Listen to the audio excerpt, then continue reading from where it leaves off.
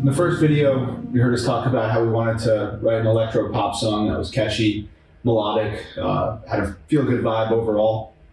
But we didn't really know where to start. It was kind of out of our domain of what we're used to writing. I knew I still wanted to incorporate elements of hard rock and heavy metal with 7-string guitar, tuned down, big heavy drums, but still keep it light and palatable. I was playing around with a few chord progressions, but nothing was really quite sticking yet.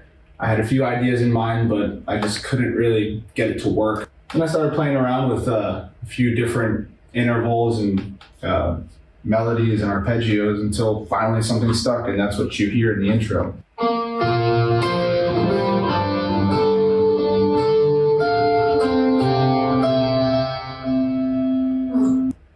I wanted something with an arpeggiation, a lot of delay, a lot of reverb, really ambient sounding, something with a lot of tension in those chords. And then once that stuck, we kind of just built everything around there.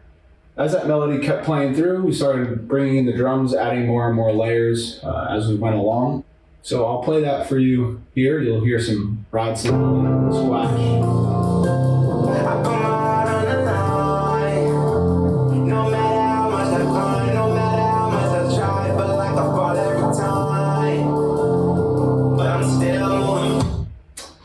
So as that beat comes in, I wanted something that was going to be different and unique, not the typical 4 on the floor type things. I wanted some double bass, but also ghost notes so that it kept it more subdued. So you'll kind of hear, I'm going to solo the drums really quick so you can hear what I mean by that.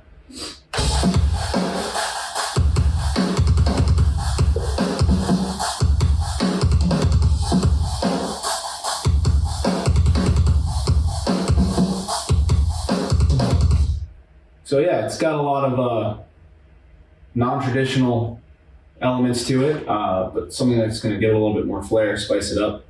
So once that part ends and it goes into a little bit more of the build-up, I went for the typical, chugging palm mutes.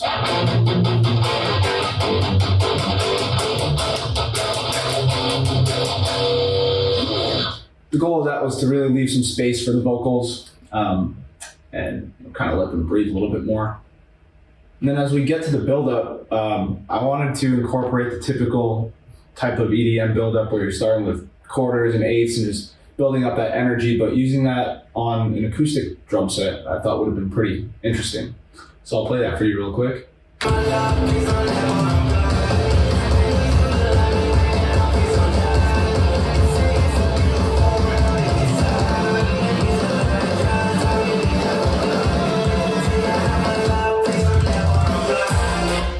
I wanted to use different accenting and flares and different rudiments in that part, kind of build the suspense and the energy for it, and then end it with a massive drum fill, which you hear right here.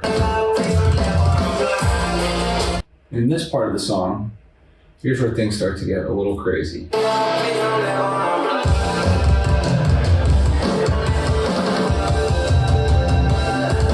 So, for this part of the song, we wanted to do something that wasn't really commonplace in electronic music, but even songs in general, you don't really hear a lot of drum solos. So we thought this is a perfect opportunity to throw one in. Watching guys like Matt McGuire of the Chainsmokers really kind of gave me some inspiration to throw something that was just absolutely insane and unnecessary, but I thought it worked really well. So we went for it. I'll play that for you right here. We've got the isolated track. Here's the drum solo for the Great Conjunction.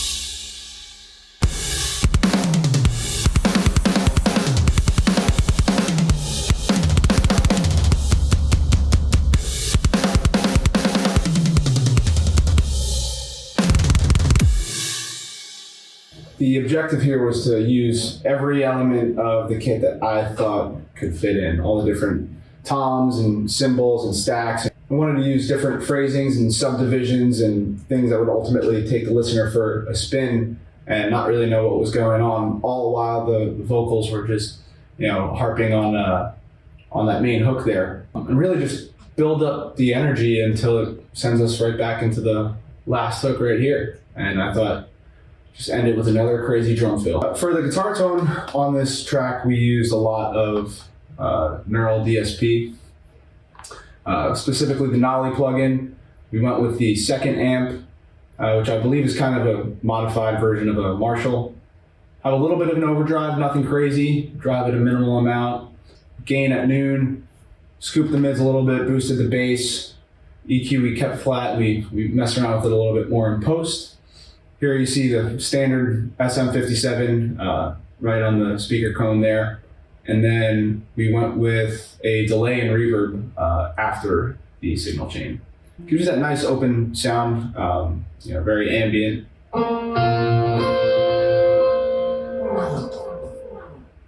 For the rhythm guitars, we decided to also use Nolly for this.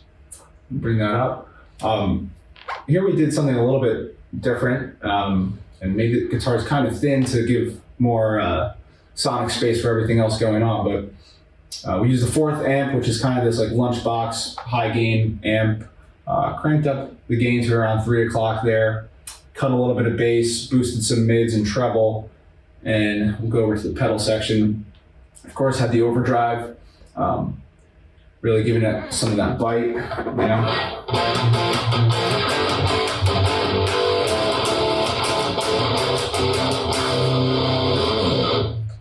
EQ, we scooped a lot of the lower frequencies and kind of kept higher frequencies there so that it left more space in the mix. For the cab section, we doubled up on the mics. We of course used the standard SM57, but also the dynamic 421 just to give it a little bit more character. And then nothing in the post effects. So you get the really classic punk rock type of.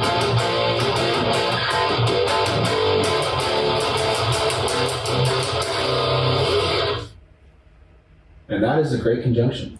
All right, let's look at how we produce things on Ableton. All right, so let's look at the drop section. We have this pluck. It's made using Serum. It's just 2 saw wave oscillators. And we also have a amp, OTT, a little bit of width reduction, some EQ, and some reverb. The other sound is this respace.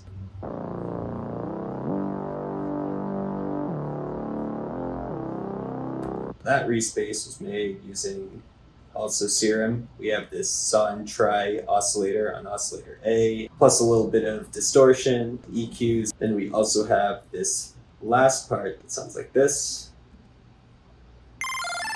All that is a square wave with an LFO on the octave. It's just going high and low. And we also threw a little bit of reverb and delay on it. Together, it sounds like this.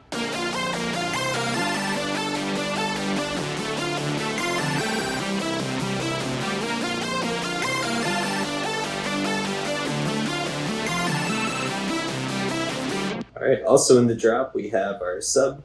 It is just a Fourier transformation, add seconds. Look at our kick and snare. If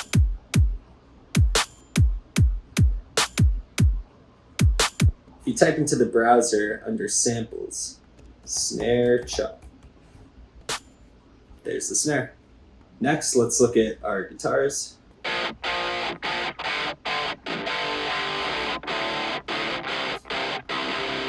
So all that is a band pass, a little bit of OTT just to bring back some of that electric feeling, saturator, limiter, high pass, very basic. Next we have our EDM drums. So this is basically all the percussion outside of our kick and snare. So we've got a crash, we've got a hi-hat bouncing side to side,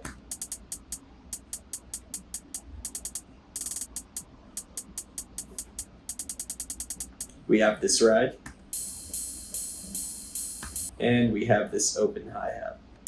So together, all of these sound like this.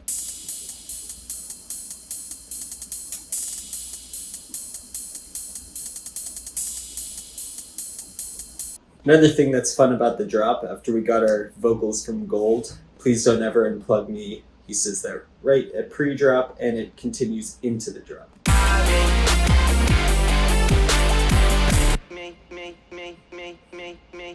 Notice that bouncing side to side. So we cut the lead just to plug, and then we isolated me. Just thought it filled some nice space. In the next section, we wanted this kind of marshmallow slushy type trap breakdown. Alright, so up here we have the same pluck going on as in the drop, except this time we have a low pass filter that's closing from the very high end, so that way we get that plucky sound. And then Reese, a little bit different, just a bit more closed. That's in comparison to the drop, which sounds like this. Cat. Crash. Rounded hip hop kick. Snare. We also have this layer on top. Very wet. And we combine the two to make this snare. The entire song going sounds pretty full.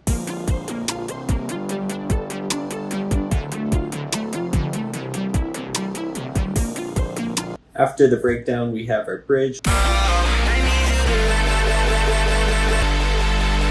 So everything that's playing there is literally just spliced, repeated until the next kick hits.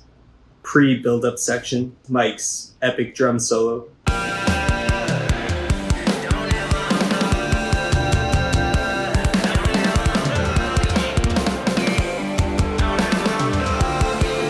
So in here we just have the synths doing the same thing as before, just very low pass. Here we also have this distorted grand piano. So this grand piano is just stock from Ableton, bit reduced pretty significantly.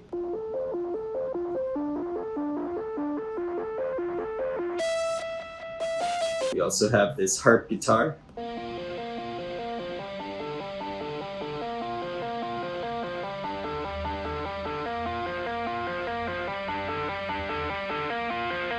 Very overdriven, has a really nice tone to it. Then in our riser section, we just have this rise and fall.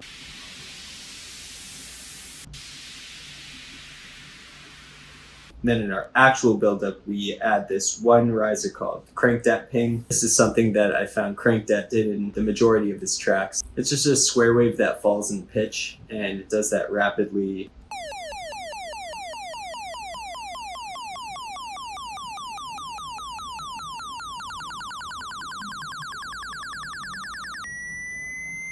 Love, please don't never unplug me. Don't never. This is how we did our side chaining. It is just a shaper box, and that is being triggered by the kick and snare stem. And it's nice that we did it in MIDI so that it can be its own trigger.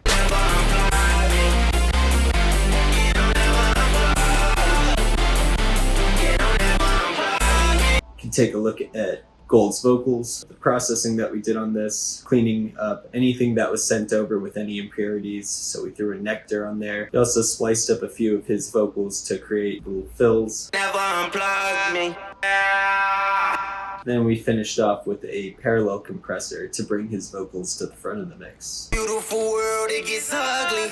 Needs your love like drugs, I'm in need of a plug. Connected to you, I'm my love, please don't never unplug me.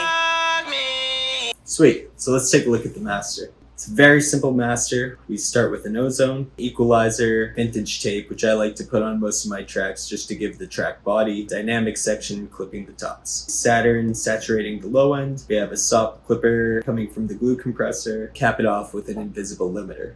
And that's it. Not a right or wrong way to do it, just the way that worked for this song.